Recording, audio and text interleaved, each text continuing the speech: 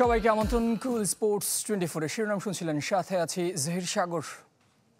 শুরুতে জানাবো ফুটবলের খবর। মাঠে গড়ালো প্রিমিয়ার লিগের নতুন আসর। প্রথম ম্যাচে নবাগত ওয়ান্ডারার্সকে 6-0 গোলে উড়িয়ে দিয়েছে মোহামেডান। জোড়া গোল সুলেমান দিয়াবাতের। ম্যাচ জিতলেও গাজীপুর স্টেডিয়ামের মাঠ ও নানা সুযোগ সুবিধা নিয়ে অসন্তুষ্ট সাদা কালোরা।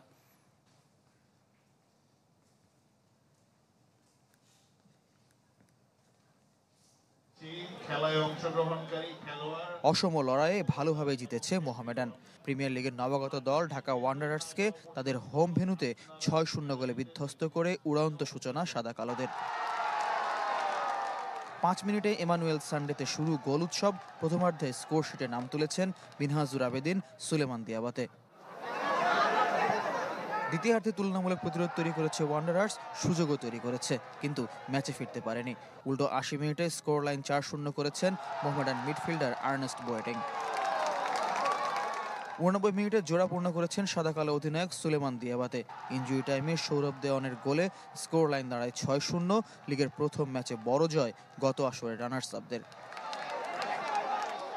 ম্যাচ জেতার স্বস্তি থাকলেও ভেন্যু নিয়ে অসন্তুষ্ট মোহামেডান। মাঠ, ড্রেসিং রুম সহ পুরো ব্যবস্থাপনাতে অসন্তুষ্টি ক্লাবটির। ভেন্যু নিয়ে স্বাগতিকরা অস্বস্তিতে, তবে রাজধানীর আশপাশের ভেন্যু বিবেচনায় এটি ভরসা ওয়ান্ডারার্সের। Yeah, the field is not easy to play. Very difficult to play. And dressing also is better, but the field cannot play this field. But we, alhamdulillah, we try to play and win, alhamdulillah. আমি মনে করি যে মাঠের অবস্থা তেমন একটা ভালো না, তারপরও ফুটবলের স্বার্থে আমরা এই ম্যাচ মাঠে খেলছি, কিন্তু মাঠটা কিন্তু খেলার উপযুক্ত না। আমাদের স্বাদ আছে, সাধ্য নাই, লিমিটেশন অনেক বেশি। আমরা ইতিমধ্যে যে কমপ্লেনগুলি পেয়েছি, আমরা চেষ্টা করব সেই কমপ্লেনগুলিকে ওভারকাম করার। কম আসনের গাজীপুরের শহীদ বরকত স্টেডিয়াম শুক্রবার দর্শকে পূর্ণ ছিল। মাঠের মানের পাশাপাশি প্রশ্ন ছিল ভেন্যু ব্যবস্থাপনা নিয়েও। ম্যাচ চলাকালীন ডাগআউটের কাছে ভ্যান থেকে নামানো হয়েছে আসবাব। খেলার সময় মাঠে ঘোরাফেরা করতে দেখা গেছে অননুমোদিত ব্যক্তিদের। মৌসুমের বাকি ম্যাচের জন্য ভুলগুলো শুধরে নেওয়ার সুযোগ থাকছে ভেন্যু কর্তৃপক্ষের। ফয়জুল ইসলাম, চ্যানেল 24, গাজীপুর। কাল পূর্ণাঙ্গ কমিটি পেতে যাচ্ছে ফুটবল ফেডারেশন। নির্বাহী সদস্যের একটি পদের জন্য সকাল 11টা থেকে শুরু হবে ভোট গ্রহণ, চলবে দুপুর 1টা পর্যন্ত। এক নির্বাহী সদস্য নির্বাচিত হবেন 133 কাউন্সিলরের ভোটে। 26 অক্টোবরের নির্বাচনে সমান ভোট পেয়েছিলেন সাবেক ফুটবলার ও কোচ সাইফুর রহমান মনি এবং চুয়াডাঙ্গা ফুটবল অ্যাসোসিয়েশন সভাপতি এখলাস উদ্দিন। এবার আবাসন ব্যবস্থা নেই, ফেডারেশন থেকে কাউন্সিলরদের দেওয়া হবে যাতায়াত ভাতা। এদিকে নির্বাচনের আগে এখলাস উদ্দিনের পেশাদার লীগ কমিটিতে জায়গা পাওয়ার নথি ফাঁস এবং প্রচারণায় ফেডারেশনের লোগো ব্যবহারের অভিযোগ তুলে নির্বাচন কমিশনকে চিঠি দিয়েছেন সাইফুর রহমান। অনুলিপি দিয়েছেন ফিফাতেও। ফল আবার টাই হলে তাৎক্ষণিক সিদ্ধান্ত নেবে নির্বাচন কমিশন। নারী দলের সিরিজের খবর। কাল দ্বিতীয় ওয়ানডে। এক ম্যাচ হাতে রেখেই আয়ারল্যান্ডকে সিরিজ হারাতে চায় বাংলাদেশ। দ্বিতীয় ওয়ানডের আগে অনুশীলন করেছে দুদল। মিরপুরে ম্যাচটি শুরু হবে সকাল 10টায়। রিকশার শহর ঢাকা, বিশ্ব ঐতিহ্যের অংশ। প্যাডেল রিকশায় চড়া কার না পছন্দ। আইরিশ ক্রিকেটাররাও তাই নিয়েছে সে অভিজ্ঞতা। গ্যাভি লুইস, লরা ডেলানিদের চোখে মুখে উচ্ছ্বাস। ওয়ানডে সিরিজ হারের যে শঙ্কা, অবশ্য কোনো কিছুই নেই চোখে মুখে। কঠিন পরীক্ষার আগে যতটা নির্ভর থাকা যায়। তবে সিরিয়াস বাংলাদেশ। মূল মাঠের পর একাডেমিতে ব্যাটারদের পরিশ্রম। প্রথম ম্যাচে 4 রানের জন্য সেঞ্চুরি মিস করা শারমিন আক্তার সুপ্তা সবচেয়ে বেশি ঘাম ঝরিয়েছেন। এ সিরিজে নিজেদের ওয়ানডে ইতিহাসে সর্বোচ্চ রানের দেখা পেয়েছে টাইগ্রেস, যা আত্মবিশ্বাসী করে তুলেছে ব্যাটারদের। 252 রেকর্ডের মধ্যেও কিন্তু আরেকটা রেকর্ড, যে আমরা ফার্স্ট টাইম 27 বাউন্ডারি মেরেছি। তো এটা কিন্তু ধরেন আপনার একটা আমাদের বড় টিমের সাথে কিন্তু ডিফারেন্সটা হয়ে যায় যে ডট বলের রেশিওটা, যে ওদেরও ডট বল থাকে বাট ওরা বাউন্ডারিটা বেশি মারে। বাট এই বাউন্ডারিটা অপশনটা আমাদের একটু বাড়ছে। সো হোপ নেক্সট 2 ম্যাচে আমরা সেম ধারাবাহিকতা ধরে রাখবো। উইনিং কম্বিনেশন ভাঙার সম্ভাবনা কম। মিরপুরের স্লো উইকেটে নাহিদা, রাবেয়া, সুলতানার স্পিনের উপর ভরসা টিম ম্যানেজমেন্টের।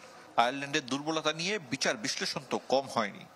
কন্ডিশনের জন্য এটা আমাদের ডিসিশনটা নেওয়া হয়। আর যেহেতু আমরা স্পিনটা স্ট্রং, আর এখন আয়ারল্যান্ডের মেয়েরা স্বাভাবিক, ওরা পেসটাই ভালো ক্রিকেট খেলে। তো স্পিনটা আমাদের কন্ডিশনে ওরাও তো স্ট্রাগল করছে, সেটা আপনারা লাস্ট ম্যাচে দেখেছেন। হ্যাঁ, হয়তো যদি ভালো ট্র্যাক বা স্পোর্টিং ট্র্যাক হয়, হয়তো আমরা চিন্তা করবো অদূর ভবিষ্যতে যে পেস বোলার 2টা নিয়ে খেলার। 1 বছর আগে পাকিস্তানের বিপক্ষে ওয়ানডে সিরিজ জয়ের স্বাদ পেয়েছিল বাংলাদেশ নারী দল। এরপর দক্ষিণ আফ্রিকা ও অস্ট্রেলিয়ার সাথে এ ফরম্যাটে হারের তিক্ততা সঙ্গী হয়েছে। তাই 1 ম্যাচ হাতে রেখে সিরিজ জয়ের জন্য ক্ষুধার্ত নিগার সুলতানার দল। আরিফুল ইসলাম, চ্যানেল 24, ঢাকা। দ্বিতীয় টেস্টের আগে শেষবার অনুশীলন শুরু করেছে বাংলাদেশ দল। সাবাইনা পার্কে চলছে মিরাজ মুমিনুলদের প্রস্তুতি। ব্যাটিং ব্যর্থতা কাটাতে বাড়তি মনোযোগী ক্রিকেটাররা। টেস্টের আগের দিন পেসাররা বিশ্রামে কাটিয়েছেন। টাইগার একাদশে পরিবর্তনের সম্ভাবনা বেশি। জ্যামাইকার উইকেট কিছুটা মন্থর, যেখানে স্পিনাররা বাড়তি সুবিধা পেতে পারেন, তাই কমতে পারে পেসারদের সংখ্যা। তবে একাদশে ফিরতে পারেন নাহিদ রানা।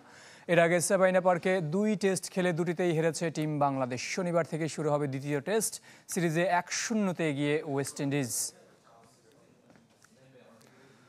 বাংলাদেশি নাকি আন্তর্জাতিক স্ট্যান্ডার্ডের ক্রিকেটার হতে চাই, এই সিদ্ধান্ত ক্রিকেটারদেরকেই নিতে হবে। নিজেদের সমস্যা নিজেরা ধরতে পারছে না, আর সে অনুযায়ী কাজও করতে পারছে না বলে মত হাবিবুল বাশারের। নির্বাচক থাকতে স্বাধীনভাবে কাজ করতে পারেননি বলেও অভিযোগ করেছেন তিনি। যশস্বী জয়সওয়াল যুবদল থেকে জাতীয় দলের সুযোগ পেয়েছেন। যে প্রক্রিয়ার মধ্য দিয়ে ভারতীয় এই ওপেনার এগিয়েছেন, বাংলাদেশেও অনেকটা একই পথে হেঁটে জাতীয় দলের জার্সি গায়ে পড়েন ক্রিকেটাররা। তবে এখনো কেউ জয়সওয়াল হয়ে দেখাতে পারেনি। শুধু জয়সওয়াল নয়, ভারতে নতুন কোনো ক্রিকেটারের জাতীয় দলের সুযোগ পেয়ে পারফর্ম করার নজির অনেক। আর বাংলাদেশে অভিজ্ঞতা অর্জনের আগ পর্যন্ত পারফরমেন্সকে কম গুরুত্ব দেয়া হয়, যার পরিণতি লিটন মিরাজরা এত বছর ধরে টেস্ট খেললেও এক একটা লম্বা ইনিংসের জন্য অপেক্ষা করতে হয় বহুদিন। কারণ নিজেদের সমস্যা নিজেরাই জানে না ক্রিকেটাররা।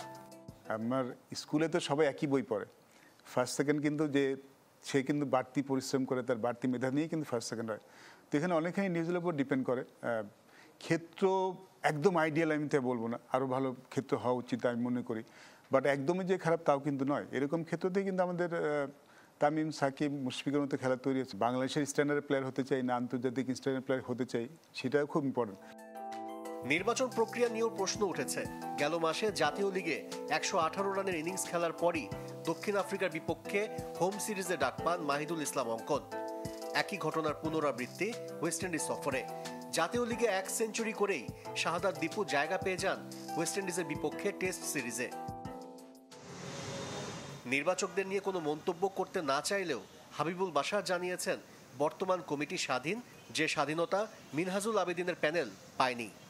বাট এখনকার সিলেক্টররা বলবো কোয়াইট লাকি, তারা কিন্তু স্বাধীনভাবে কাজ করার সুযোগ পাচ্ছেন এবং তাদেরকে নিয়ে খুব একটা কথা শুনতে হচ্ছেন না। আমাদের যে কোনো সিদ্ধান্ত নিতে গেলে কিন্তু অনেক চিন্তা করতে হয়েছে, যে অনেক সময় না সিলেক্টরদের মাঝে মাঝে উইলিংলি একটা জিনিস কাজ করতে হয়, মানে আমি ফিল করছি জিনিসটা করবো, সেটা মানে কাজে লাগতে পারে নাও লাগতে পারে, সেই সাহসটাও সিলেক্টরদের খুব দরকার হয়। এখনকার সিলেক্টর সেই জিনিসটা তো মনে হয় পাচ্ছেন, তারা মনে হয় কিছুটা প্রিভিলেজ এই ব্যাপারে। আশরিক রুদ্র, চ্যানেল 24, ঢাকা। ফিফা বর্ষসেরা পুরস্কার দ্য বেস্টের মনোনয়ন পেয়েছেন 11 ফুটবলার, যাদের 10 জনই ইউরোপে খেলেন। ব্যতিক্রম শুধু লিওনেল মেসি, তার অন্তর্ভুক্তি নিয়ে চলছে আলোচনা সমালোচনা। সবশেষ 2 বছর সহ 3 বার দ্য বেস্ট জিতেছেন আর্জেন্টাইন সুপারস্টার। তবে এ বছরের ব্যালন ডিওরের সেরা 30-এও ছিল না তার নাম, যদিও তার দল ইন্টার মায়ামি 2023 সালে লিগস কাপের সাথে 2024 সাপোর্টার্স শিল্ড জিতেছে, যা MLS-এ রেকর্ড গড়ে। এছাড়াও এই সময়ের মধ্যে কোপা আমেরিকা জিতেছে আর্জেন্টিনা।